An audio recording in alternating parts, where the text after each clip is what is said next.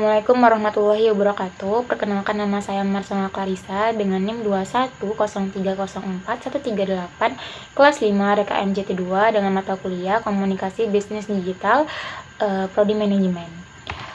Pada kesempatan kali ini saya diberi kesempatan untuk menjelaskan materi dari pertemuan 9 sampai pertemuan 15 sebagai bentuk pemenuhan tugas saya, yaitu ujian komunikasi bisnis digital dengan dosen pengampu Pak Iqbal Ahmad SEMM. Baiklah, masuk ke materi pertama, yaitu ada keterampilan presentasi dalam bisnis. Nah, keterampilan presentasi dalam bisnis ini sangat penting karena merupakan kunci sebagai kesuksesan kita. Jadi, komunikasi yang baik dan penggunaan visual yang tepat dapat mempengaruhi keberhasilan presentasi kita. Nah, pentingnya keterampilan presentasi dalam bisnis ini merupakan kemampuan untuk menyampaikan ide atau informasi dengan jelas dan persuasif adalah kunci untuk memenangkan kepercayaan klien dan mitra bisnis. Maksudnya di sini, kalau misalnya kita berpresentasi dengan bahasa yang jelas dan mudah dipahami, itu bisa membangun kepercayaan klien untuk mempercayai bisnis kita. Terus ada komunikasi efektif dalam presentasi bisnis. Nah, komunikasi yang efektif itu melibatkan penggunaan bahasa tubuh, intonasi suara yang jelas, dan kejelasan pesan untuk memastikan bahwa pesan yang disampaikan dapat dipahami dengan baik oleh audiens. Cara kita menyusun struktur presentasi dalam bisnis itu, pertama, dalam pembukaan presentasi kita menciptakan minat dan menunjukkan tujuan presentasi kita tuh apa. Terus kita jelaskan nih isi utamanya, itu dengan menyampaikan informasi secara struktur dengan poin-poin utama dan contoh yang relevan. Kita juga menyimpulkan poin penting yang kita telah jelaskan di awal tadi, terus mengajukan pertanyaan terbuka dan mengundang diskusi. Dan teknik menyampaikan presentasi bisnis secara persuasif itu menggunakan bahasa tubuh yang tepat seperti gerakan tangan, ekspresi wajah, dan kontak mata yang kuat dapat meningkatkan daya persuasif dalam menyampaikan presentasi. Terus kita menyajikan data dalam bentuk grafik. Jadi grafik dan tabel yang jelas dan mudah dibaca dapat membantu audiens untuk memahami informasi kita dengan lebih baik. Terus juga kita menyertakan testimoni pelanggan, yaitu menggunakan kutipan dan cerita sukses pelanggan yang dapat meyakinkan audiens mengenai manfaat produk atau layanan kita. Terus penggunaan visual dalam media presentasi dalam bisnis itu bisa menggunakan media pendukung seperti menggunakan gambar, video, atau media lainnya yang dapat membantu menarik perhatian audiens dan mempertahankan minat mereka sepanjang presentasi. Dan bagaimana sih mengatasi rasa gugup saat presentasi bisnis? Nah, rasa gugup ini kan merupakan hal yang sangat wajar. Jadi sebelum kita presentasi itu, kita harus menyiapkan diri dengan baik, latihan yang cukup dan berfokus pada pesan yang ingin disampaikan, sehingga dapat membantu mengurangi rasa gugup kita. Jadi sebelum kita presentasi tersebut, kita siapkan dulu nih apa aja yang kita sampaikan pada presentasi nanti. Dan bagaimana menyampaikan presentasi bisnis dengan percaya diri dan profesional. Nah, percaya diri adalah kunci kesuksesan dalam presentasi bisnis. Jadi ketika kita memiliki pengetahuan yang mendalam tentang topik, bersikap profesional, dan merasa yakin dengan isi presentasi, itu merupakan faktor yang sangat penting dalam membuat presentasi yang efektif. Kita masuk ke materi kedua, yaitu komunikasi interpersonal dan kelompok. Jadi komunikasi interpersonal ini merupakan proses pertukaran informasi, ide, pendapat, dan perasaan yang terjadi antara dua orang atau lebih. Contoh komunikasi interpersonal sendiri itu kayak percakapan antara kedua teman, terus percakapan keluarga, dan percakapan antara 3 orang. Komunikasi interpersonal ini bisa terjadi ketika di mana saja, contohnya seperti menonton film, belajar, dan bekerja. Menurut para ahli, yaitu Erwin Nepes, komunikasi interpersonal atau komunikasi antar pribadi adalah proses komunikasi antara 2 orang atau lebih secara tatap muka. Ini memungkinkan komunikator menyampaikan pesan secara langsung dan komunikasinya menanggapi pada saat yang bersamaan. Dan menurut Effendi sendiri, komunikasi interpersonal adalah komunikasi yang terjadi pada 2 orang dan melakukan percakapan. Kontak tersebut bisa bertatap muka atau melalui telepon sehingga menimbulkan timbal balik. Nah, ciri-ciri komunikasi interpersonal itu salah satunya menggunakan bahasa informal dan bahasa formal. Mereka memakai media tertentu, misalnya telepon, email, ponsel, atau yang lainnya. Terus juga mereka dilakukan oleh 2 orang atau lebih dan bersifat terbuka dan komunikatif. efektivitas komunikasi interpersonal sendiri terbagi menjadi 5. Yang pertama ada keterbukaan, kedua ada empati, ketiga sikap mendukung, keempat sikap positif, dan kelima kesetaraan. Lalu ada komunikasi kelompok. Nah, komunikasi kelompok menurut Michael Bugorn mendefinisikan komunikasi kelompok sebagai interaksi secara tatap muka antara 3 orang atau lebih dengan tujuan yang telah diketahui seperti berbagi informasi, menjaga diri, pemecahan masalah, yang mana anggota-anggotanya tuh dapat mengingat karakteristik pribadi anggota-anggota yang lain secara tepat. Dan klasifikasi kelompok di sini terbagi menjadi 2, yaitu kelompok primar dan kelompok sekunder. Nah, dalam kelompok primar tidak ada pembagian peran secara sistematis karena komunikasi yang terjadi secara langsung dan sifatnya bersifat informal.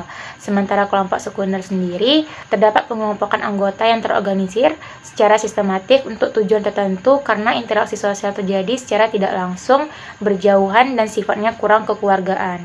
Dan bentuk komunikasi kelompok sendiri terbagi menjadi 2, yaitu komunikasi kelompok kecil dan komunikasi kelompok besar.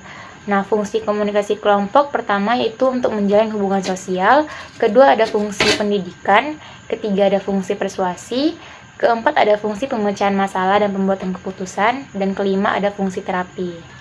Nah, kita masuk ke materi ketiga yaitu ada negosiasi bisnis. Nah, negosiasi ini merupakan proses pertukaran kepentingan antara dua pihak atau lebih, di mana masing-masing pihak berupaya untuk menyepakati suatu tingkat tertentu sesuai dengan kepentingan masing-masing. Nah, negosiasi ini memiliki konflik mulai dari awal sampai akhir. Jadi, negosiasi ini sebaiknya dimulai dengan hal-hal umum yang pasti disepakati oleh kedua belah pihak. Seorang negosiator harus memiliki ilmu pengetahuan, keterampilan, dan intuitif dalam melakukan proses negosiasi. Jadi, 4 kemampuan dasar yang harus dimiliki oleh seorang negosiator. Yang pertama yaitu informasi atau data, yang kedua ada ilmu pengetahuan, yang ketiga ada penilaian, dan keempat kebijaksanaan. Gambaran umum proses negosiasi sendiri ada 4, yaitu pertama tidak ada aturan prosedur yang baku, kedua tiap-tiap pihak memperjuangkan kepentingannya masing-masing, ketiga melibatkan proses pembicaraan, mendengarkan, dan pengamatan, dan terakhir tujuannya untuk mencapai kesepakatan yang dapat diterima oleh kedua belah pihak dan relatif tidak terstruktur. Nah, strategi negosiasi sendiri digunakan untuk mempengaruhi orang lain agar orang lain memperhatikan dan menuruti kehendak seorang negosiator. Itu memanfaatkan nama institusi atau produk yang sudah dikenal luas untuk menciptakan efek positif. Dan ada disosiasi, yaitu memanfaatkan nama atau produk atau jasa yang ditawarkan sehingga klien akan berpaling pada produk lain. Dan ada random sample, yaitu menawarkan dengan cara memamerkan suatu produk yang terbaik sehingga wakil dari keseluruhan produk ditawarkan. Dan terakhir ada salami, yaitu menawarkan produk atau jasa dengan membuat pihak lain makin lama makin mempercayai dan dapat mendapatkan kewenangan yang meningkat. Teknik negosiasi sendiri terbagi menjadi 5 juga. Pertama ada win-win solution, yaitu teknik negosiasi yang menawarkan solusi untuk memperoleh keuntungan yang sama antara kedua belah pihak yang bernegosiasi.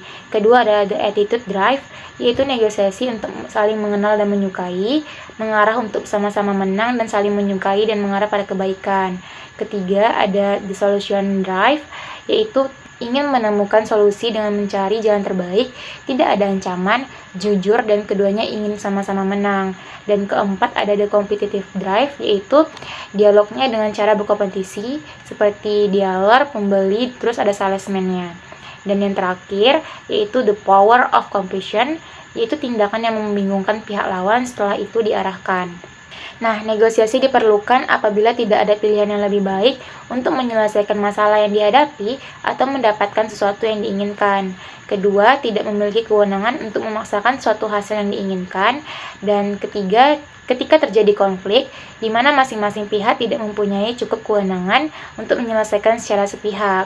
Dan juga ada pengaruh kekuasaan atau otoritas dari pihak lain untuk mencapai suatu keberhasilan yang diinginkan. Dan negosiasi sendiri tidak diperlukan apabila salah satu atau kedua belah pihak berniat untuk merugikan atau menghancurkan pihak lain. Dan yang kedua, persetujuan atau kesepakatan bukanlah tujuan yang ingin dicapai oleh pihak-pihak. Dan yang terakhir, negosiator dari salah satu pihak yang tidak representatif atau mempunyai kewenangan yang terbatas dan tidak memiliki sama sekali untuk mewakili kelompoknya dalam negosiasi.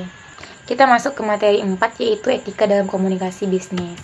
Nah, etika merupakan berasal dari bahasa Yunani, yaitu ethos, yang mengandung arti yaitu adat, kebiasaan, akhlak, watak, perasaan, dan sikap serta cara berpikir. Etika merupakan suatu pemahaman mengenai tindakan yang benar dan yang salah. Etika juga memberikan panduan apakah suatu perilaku tertentu dapat digolongkan perilaku bermoral atau tidak bermoral. Nah, peran etika sendiri memberikan dorongan dan mengajak setiap individu guna bersikap yang kritis dan bersikap rasional dalam rangka mengambil keputusan berdasarkan kepada pendapatnya sendiri dan bisa untuk dipertanggungjawabkan secara baik. Etika mampu memberikan pengarahan kepada masyarakat guna berkembang menjadi sebuah masyarakat yang teratur, tertib, dan damai, serta sejahtera dengan mematuhi seperangkat norma yang berlaku guna terwujudnya kesejahteraan sosial dan ketertiban. Istilah-istilah yang berhubungan dengan etika yaitu etik, etis, dan norma. Etika sebagai ilmu akhlak yang membahas pola-pola aturan tentang nilai-nilai kesusilaan tidak bisa lepas dari istilah etik, etis, dan norma. Tindakan untuk melakukan etika disebut sebagai tindakan etik dan sifat tentang pelaksanaan etik tersebut sering diberi istilah dengan menyebutnya bahwa tindakan etik ini bersifat etis. Nah, macam-macam etika sendiri terbagi menjadi dua, yaitu etika deskriptif, yaitu berusaha meneropong secara kritis dan rasional mengenai sikap dan perilaku manusia sebagai sesuatu yang bernilai, dan kedua, etika normatif, yaitu berusaha menetapkan sikap dan pola perilaku ideal yang seharusnya dimiliki oleh manusia. Nah, faktor-faktor yang mempengaruhi perilaku ada 3, yaitu ada tabiat atau pembawaan dari diri sendiri, dan kedua ada akal pikiran atau rasio, dan hati nurani.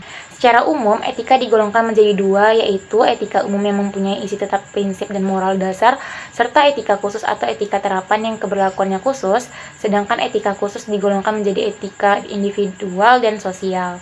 Mengenai etika sosial digolongkan lagi menjadi beberapa golongan, yaitu ada etika keluarga, etika politik, etika profesi, etika lingkungan hidup, dan sikap kepada sesama, dan kritik ideologi.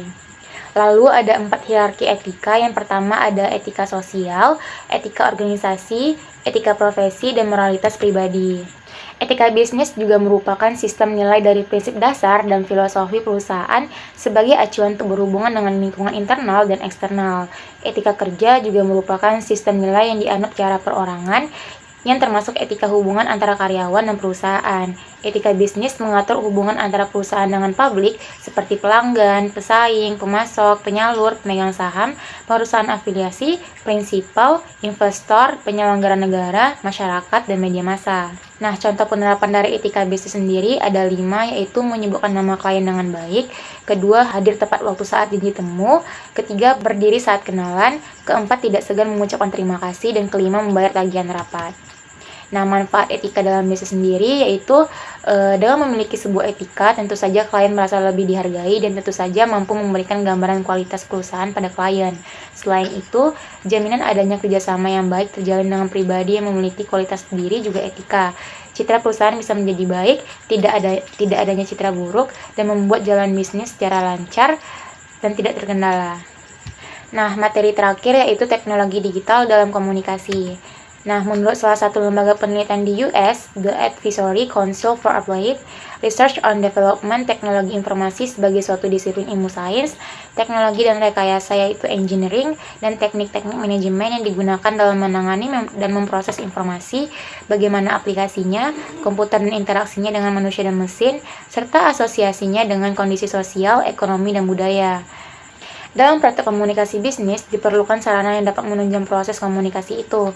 Teknologi informasi dan komunikasi yang semakin hari semakin berkembang dapat dimanfaatkan dalam praktek komunikasi bisnis. Teknologi digital adalah suatu alat yang tidak lagi menggunakan tenaga manusia secara manual, tetapi lebih pada sistem pengoperasian otomatis dengan sistem komputerisasi atau format yang dapat terbaca oleh komputer. Nah, situs jaring sosial sendiri contohnya seperti Facebook, Twitter, WordPress, Blogger, dan MySpace.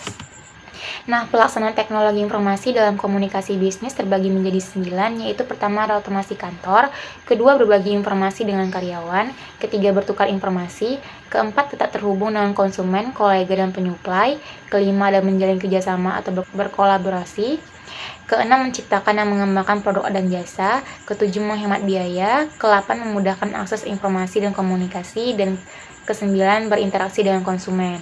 Nah, manfaat mempelajari penggunaan teknologi informasi dalam komunikasi bisnis dapat memperoleh dan mengenal serta mengerti definisi teknologi informasi, fungsi teknologi informasi dalam komunikasi bisnis, mengerti alasan penggunaan teknologi informasi dalam komunikasi bisnis, dan mengerti penggunaan teknologi informasi dalam komunikasi bisnis. Nah, setiap jenis teknologi memiliki kelebihannya masing-masing. Beberapa kelebihan teknologi digital, yang pertama adalah data yang terkirim dari satu tempat ke tempat lain tidak terpengaruh cuaca buruk dan noise karena data yang tertransmisikan dalam bentuk sinyal digital. Yang kedua, berbagai tipe sistem komunikasi tersedia dan dapat terpakai. Dan yang ketiga, biaya perawatan lebih rendah karena lebih praktis dan stabil. Selain memiliki keunggulan, setiap jenis teknologi memiliki efek samping yang timbul. Kekurangan teknologi digital pertama yaitu kesalahan yang mungkin terjadi pada saat pengubahan sinyal analog ke digital.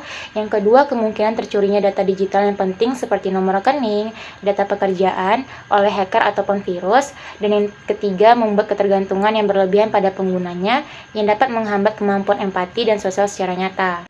Sekian penjelasan materi dari saya. Mohon maaf apabila ada kekurangan. Wassalamualaikum warahmatullahi wabarakatuh.